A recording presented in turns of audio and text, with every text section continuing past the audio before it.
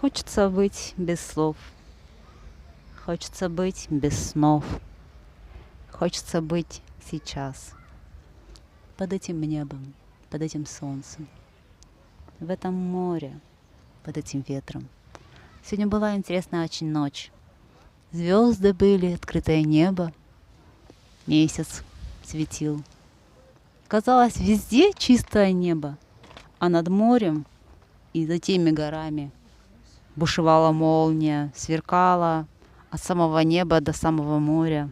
Так она сверкала, но она была очень далеко, что было даже видно в комнате.